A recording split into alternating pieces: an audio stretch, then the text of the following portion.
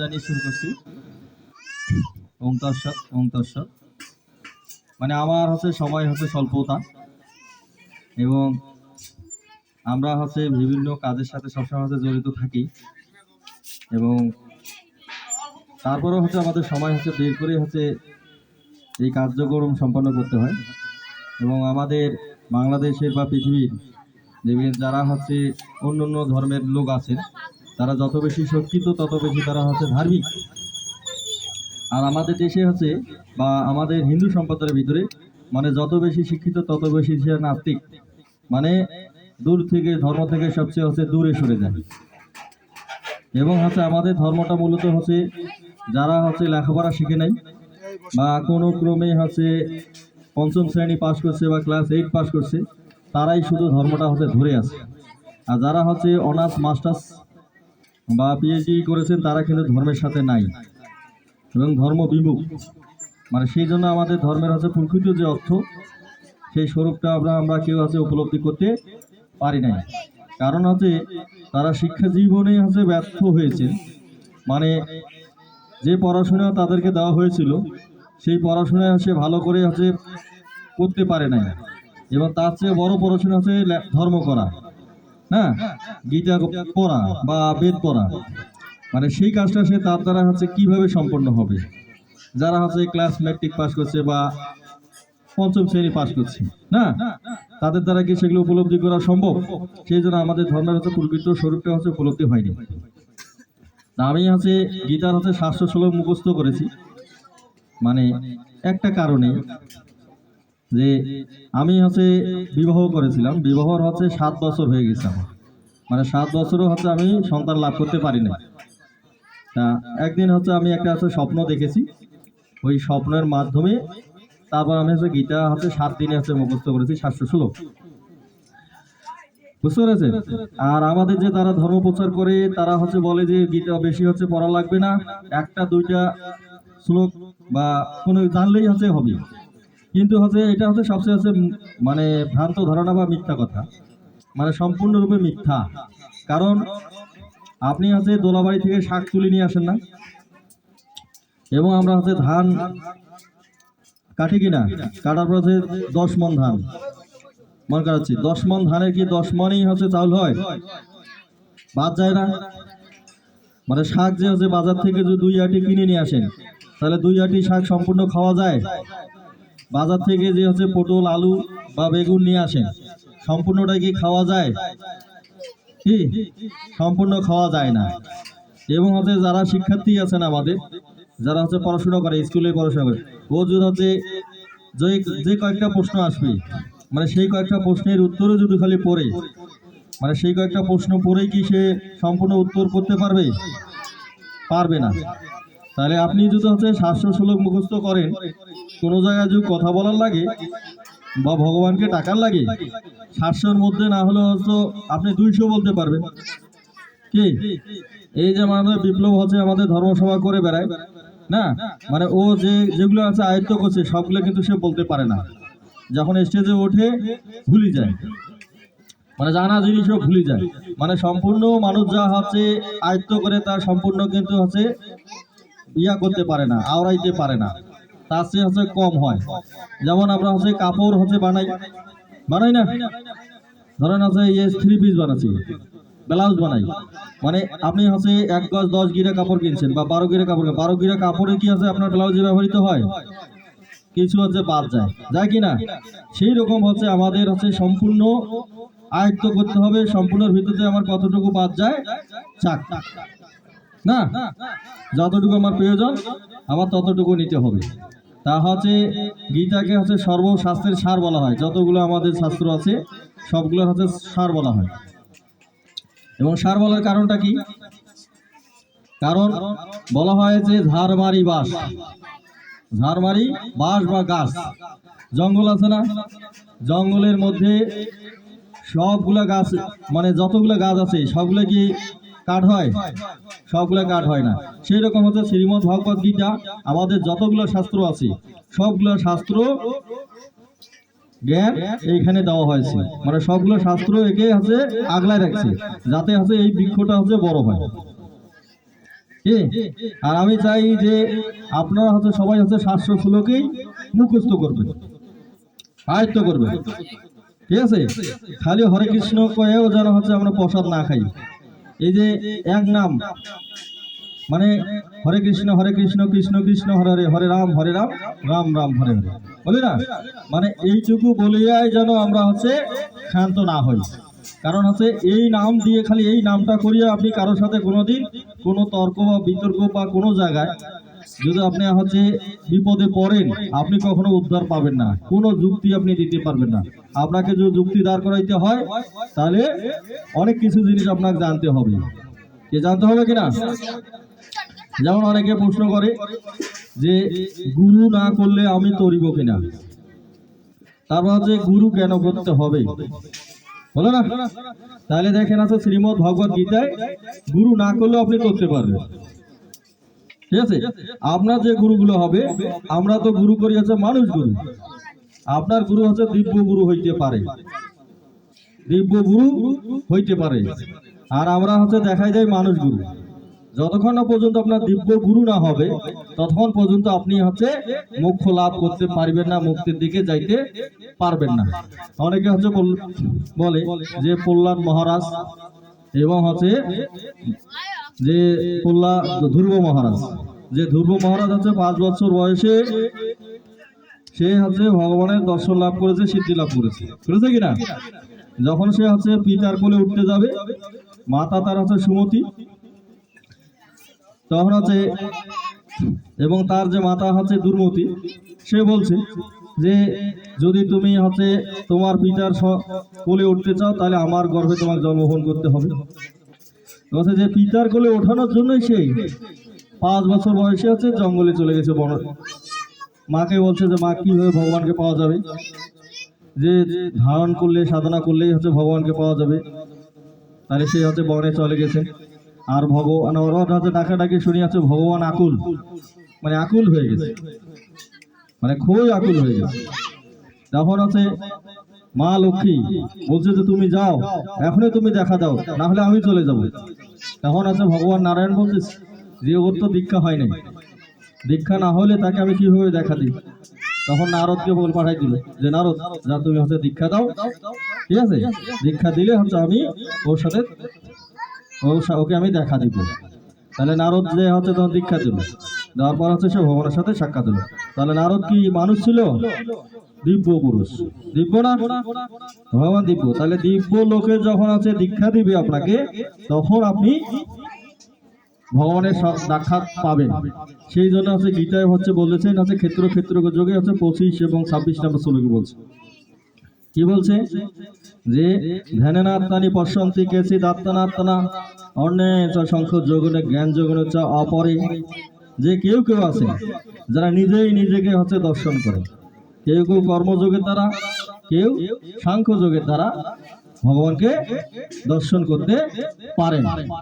তাহলে নিজেই নিজেকে দর্শন করে, যখন নিজে নিজেকে দর্শন করা মানে সবকিছু দিব্য, সব দিব্য হয়ে আসবে। যেমন নারদমণি দিব্য হয়ে আছে, ভগবান দিব্য হয়ে আছে, কোনো মানুষ সে দ্বারা তাদের হচ্ছে মুক্তি লাভ হয়নি। পরে যে শ্লোকটা তারপরে বলতেছে যে অন্য তো অজানান্ত চুত নেব উপাস্যতি দেহপি চৌতি তরণ দেব মৃত্যুম চ্যুতি পরায় না।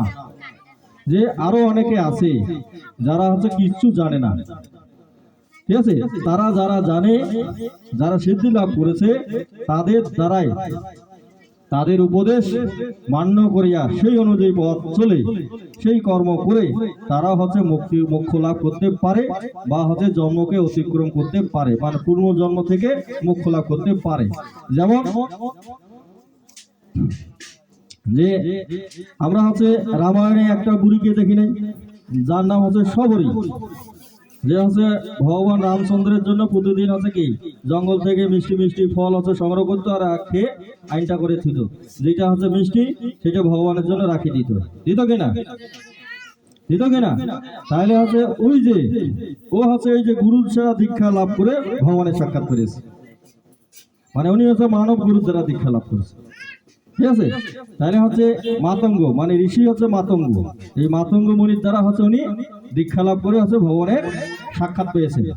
সবরই হিসাবে। তাহলে কেউ হচ্ছে মানব গুরুর দ্বারা দীক্ষা লাভ করে ভগবানের সাক্ষাৎ পায়, আর কেউ হচ্ছে দিব্য গুরুর দ্বারা হচ্ছে দীক্ষা লাভ করে ভগবানের সাক্ষাৎ পেতে পারে।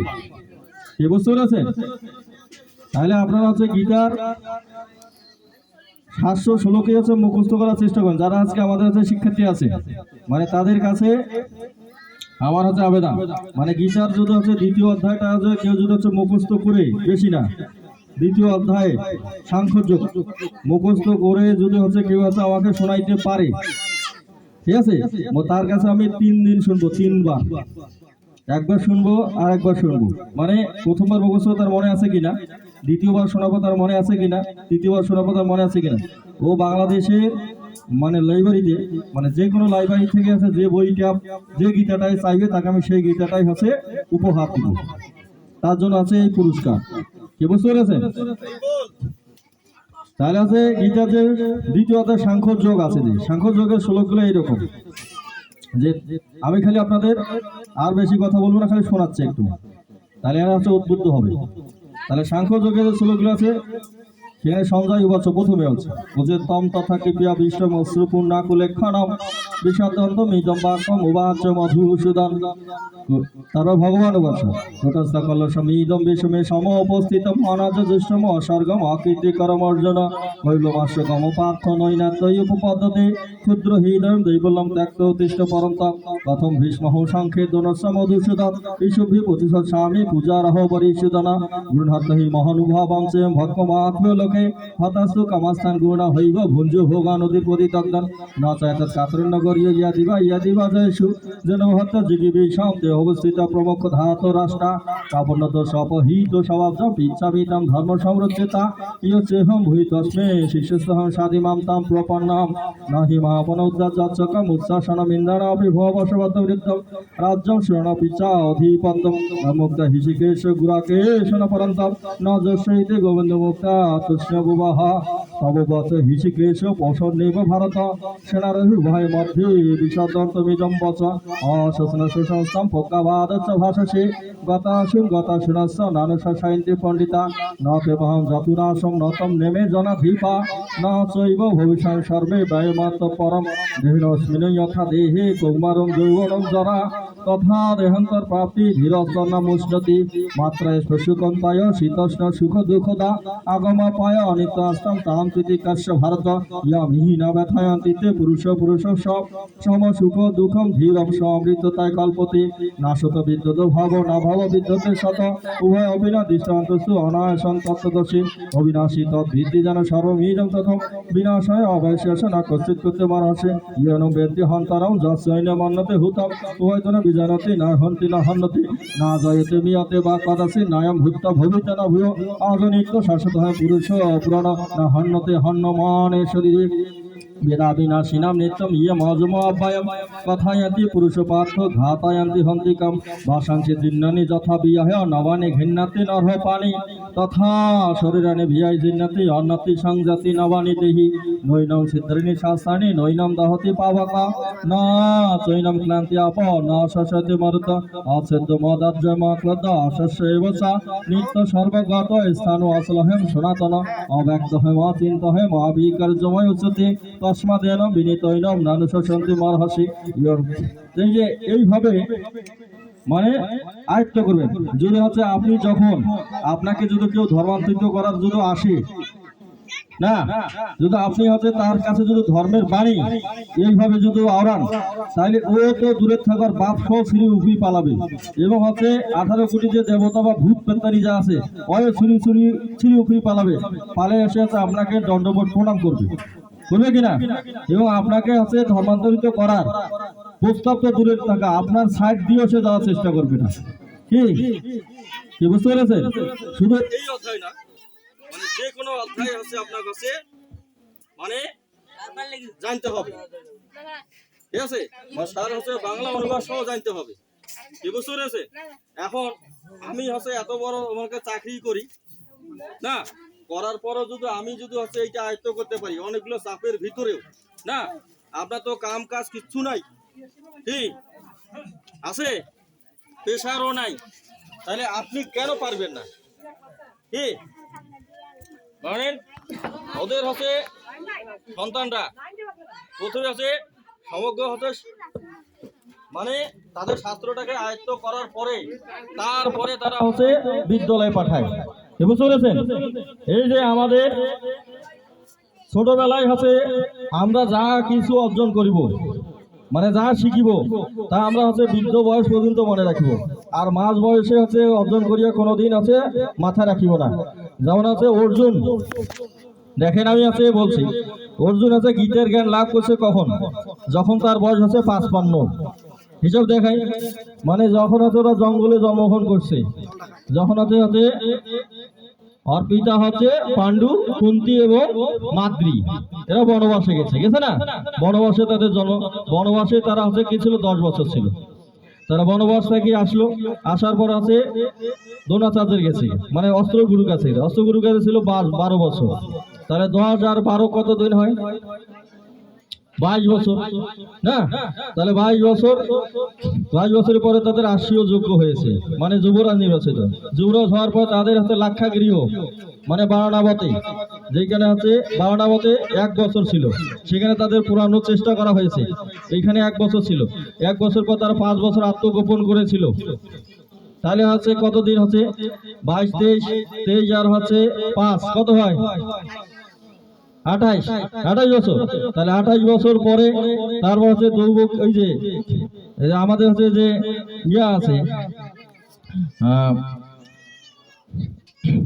ওনাকে, ওই যে পঞ্চ পাণ্ডবের স্ত্রীর নাম কি?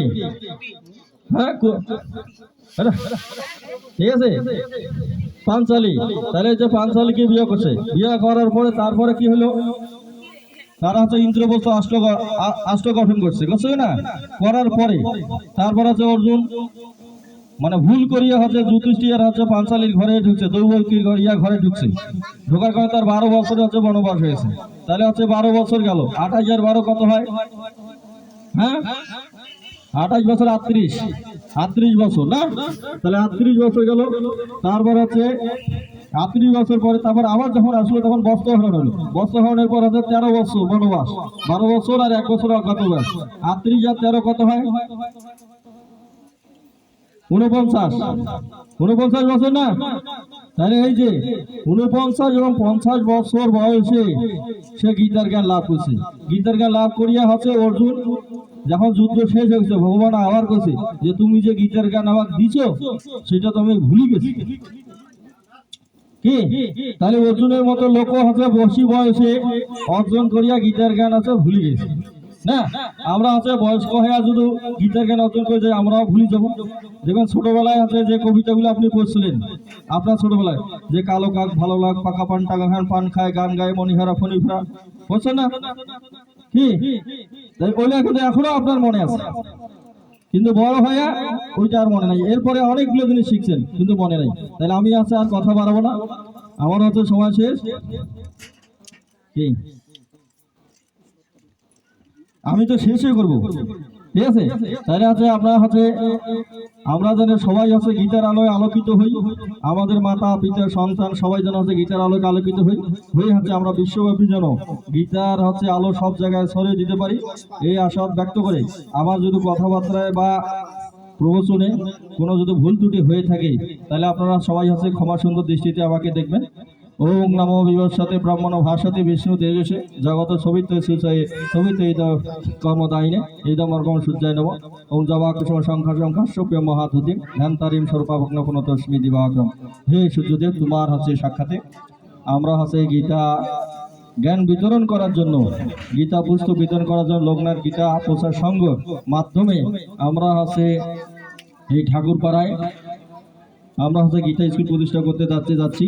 হে সৃষ্টিকর্তা, যারা এখানে হচ্ছে গীতা গ্রহণ করবে, যারা গীতা প্রচার করবে এবং যারা আমরা হচ্ছে প্রচারের সাথে জড়িত আছি, সবাই যেন আমরা সুস্থ সুন্দরভাবে এবং একনিষ্ঠ তোমার ভক্ত হিসেবে এই গীতার জ্ঞান হচ্ছে সুস্থ শরীরে আমরা যেন হচ্ছে প্রচার করতে পারি। তোমার কাছে আমরা এই প্রার্থনা করছি। হে সূর্যদেব, তুমি অনন্তকাল যাবত আমাদের এই কর্মকাণ্ডে সাক্ষী থাকিও। ওম সর্বে ভবন্ত সুখিন সর্বে সন্তু নিরাময়া সর্বে ভদ্রাণী পশ্যন্তু মা কশিদ্দু ভাব। ওম শান্তি, ওম শান্তি, ওম শান্তি। জয় গীতা, রাজা গীতা পিঠা একবার।